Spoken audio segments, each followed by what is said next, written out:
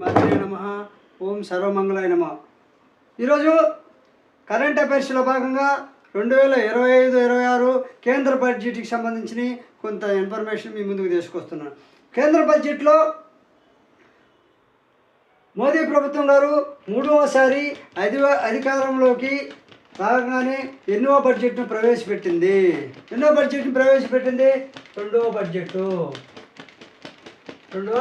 Budget అంటే మళ్ళీ ఒకసారి మోదీ ప్రభుత్వం మూడవసారి అధికారంలోకి రావడంతో ఎన్నో బడ్జెట్ను ప్రవేశపెట్టిందంటే రెండవ బడ్జెట్ని ప్రవేశపెట్టింది. ఈ రెండవ బడ్జెట్ని ఎప్పుడు ప్రవేశపెట్టింది? రెండవ బడ్జెట్ని 2025-26 ఫిబ్రవరి 1 ప్రవేశపెట్టింది. మూడోసారి అధికారంలోకి వచ్చింది. రెండవ బడ్జెట్ని ప్రవేశపెట్టింది. 2025-26 ఫిబ్రవరి 1 బడ్జెట్ని ప్రవేశపెట్టింది, కేంద్ర బడ్జెట్. అదేవిధంగా భారతదేశ జీడిపి సగటున 2019 నుండి ఎంతకంటే తక్కువ రేటు పెరిగింది? 5%. ఎంత పర్సెంట్ అంటే 5%. మళ్ళీ ఒకసారి వినండి. 5% కంటే తక్కువ పెరిగింది. 5% కంటే తక్కువ పెరిగింది అంటే దీనికంటే తక్కువ పెరిగింది. రెండో క్వశ్చన్ ఏంటంటే భారతదేశ జీడిపి సగటున 2019 నుండి ఎంతకంటే తక్కువ రేటు పెరిగింది అని వచ్చి అడిగితే 5% కంటే తక్కువగా పెరిగింది. అదేవిధంగా మూడోది 2014 నుండి భారతదేశ జీడిపి ఎంతకంటే తక్కువగా పెరిగింది? 6% కంటే తక్కువ. ఇది 2019. ఇది 2014 కంటే తక్కువ. డీటెయిల్ పెట్టుకోండి. 6% కంటే తక్కువ పెరిగింది. ఇది ఇప్పుడుది 2014. ఇది 2019.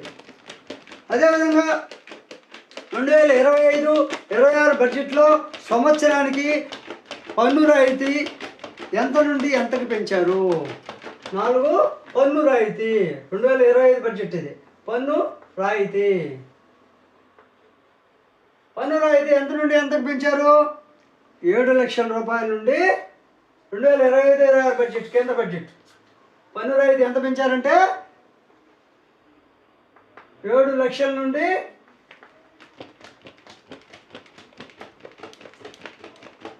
12 లక్షల రూపాయలకి. అంటే పన్ను రాయితీ అనేటువంటి 2025-26 బడ్జెట్లో 7 లక్షల రూపాయల నుండి 12 లక్షల వరకు పెంచారు. అదేవిధంగా 24 లక్షల రూపాయల కంటే సంవత్సరాదాయం ఎక్కువ ఉన్న వారికి అందించే అత్యధిక పన్ను రేటు ఎంత అన్నట్టు? 30%. అంటే 24 లక్షల రూపాయల కంటే సంవత్సరాదాయం ఎక్కువ ఉన్నవారికి అందించే అత్యధిక పన్ను రేటు 30%. 2025-26 కేంద్ర బడ్జెట్లో ఆర్థిక లోటు ఎంత తగ్గుతుంది? 2025-26 కేంద్ర బడ్జెట్లో ఆర్థిక లోటు ఎంత తగ్గుతుందంటే 4.4% తగ్గుతుంది. 4.4%, 4.4 తగ్గుతుంది.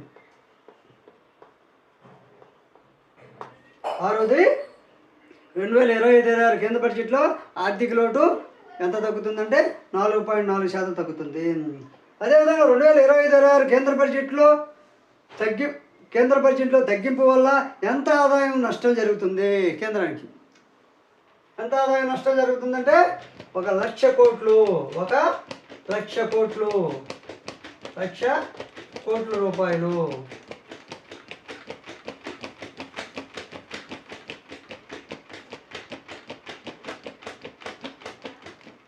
ఒక 1 లక్ష కోట్ల రూపాయలు నష్టము. 2025-26 కేంద్ర బడ్జెట్ల వల్ల తగ్గింపు వల్ల అంటే ఈ పన్ను రాయితీ తగ్గింపు వల్ల ఎంత ఆదాయం నష్టం జరుగుతుందంటే పన్ను రాయితీ తగ్గింపు వల్ల 1 లక్ష కోట్ల రూపాయలు నష్టం వస్తుంది. పన్ను తగ్గింపు వల్ల 2025-26 బడ్జెట్ ఉద్దేశం ఏమిటి? పన్ను తగ్గింపు వల్ల ఎనిమిదోది పన్ను తగ్గింపు వల్ల 2025-26 బడ్జెట్ ఉద్దేశం ఏంది? ఆన్సర్ రాసుకోండి. దీర్ఘకాలిక ఆర్థిక స్థిరత్వం నిర్ధారించడానికి మరియు అధిక వడ్డీ రేట్లు లేదా ద్రవ్యోల్బణానికి దారితీసే అధిక రుణాలు లేకుండా పౌరులకు ఉపశమనం అందించడం మధ్య అంటే సమతుల్యత ఏర్పడడం కొరకు ఉద్దేశించింది. ఎనిమిదోది ఏంటంటే దీర్ఘకాలిక ఆర్థిక స్థిరత్వం నిర్ధారించడానికి పన్ను తగ్గింపు వల్ల 2025-26 బడ్జెట్ ఉద్దేశం. పన్ను తగ్గింపు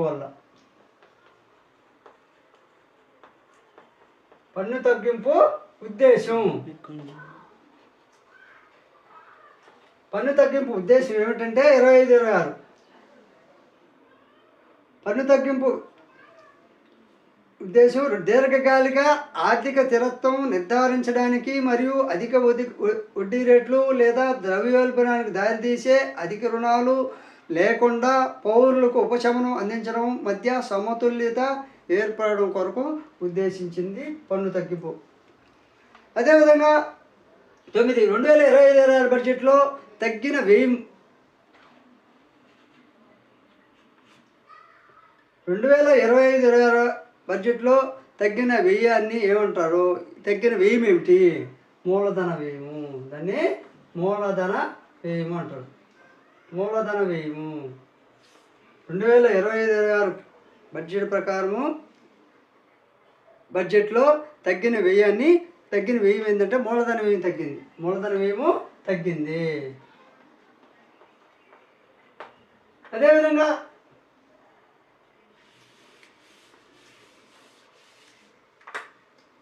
10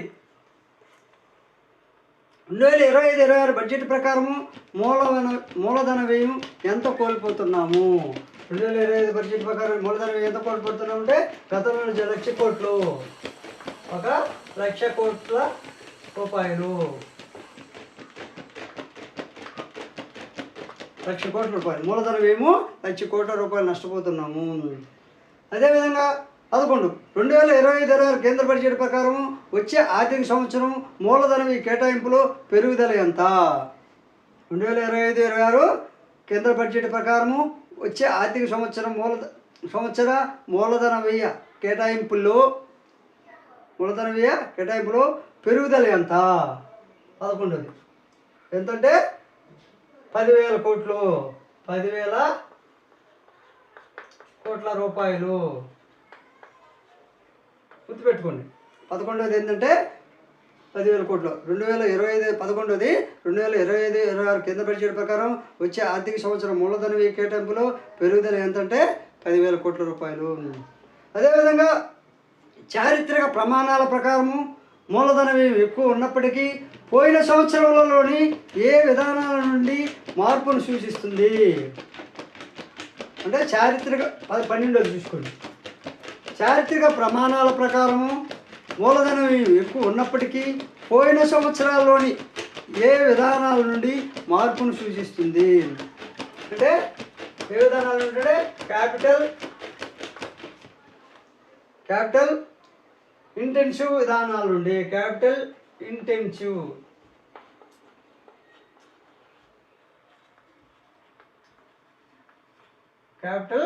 ఇంటెన్సివ్ విధానాల నుండి.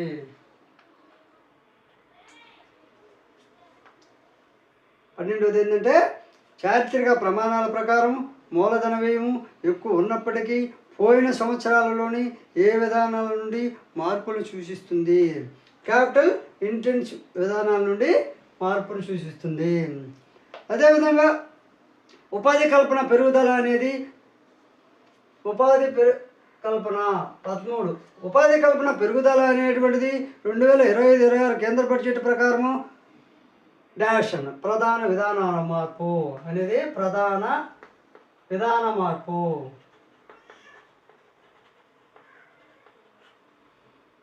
ఉపాధి కల్పన పెరుగుదల అనేది 2025-26 కేంద్ర బడ్జెట్ ప్రకారము ఏ మార్పు అంటే ప్రధాన విధాన మార్పు.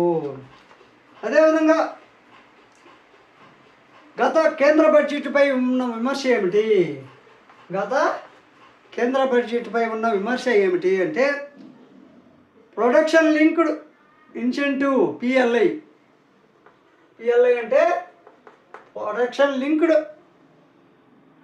ఇన్సెంటివ్ పథకం మూలధనం ఇంటెన్సివ్ చర్యలపై అంటే పిఎల్ఐ మరియు మూలధన ఇంటెన్సివ్ మూలధన ఇంటెన్సివ్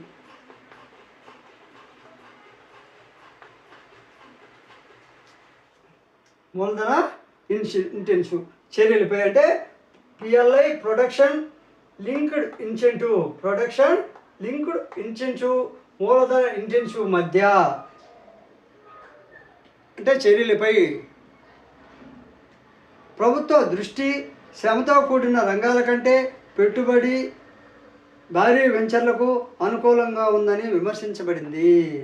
అంటే ఈ యొక్క పిఎల్ఐ ప్రొడక్షన్ లింక్డ్ ఇంటెన్సివ్ మూలధన ఇంటెన్సివ్ అనేటువంటి చర్యలపై ప్రభుత్వ దృష్టి శ్రమతో కూడిన రంగాల కంటే పెట్టుబడి భారీ వెంచర్లకు అనుకూలంగా ఉందని విమర్శించబడింది. అదేవిధంగా 2025 కేంద్ర బడ్జెట్ పన్ను రాయితీ పరిమితి 2025-26 కేంద్ర బడ్జెట్ 2025-26 కేంద్ర బడ్జెట్ పన్ను రాయితీ పరిమితి 7 లక్షలకు పెంచారు.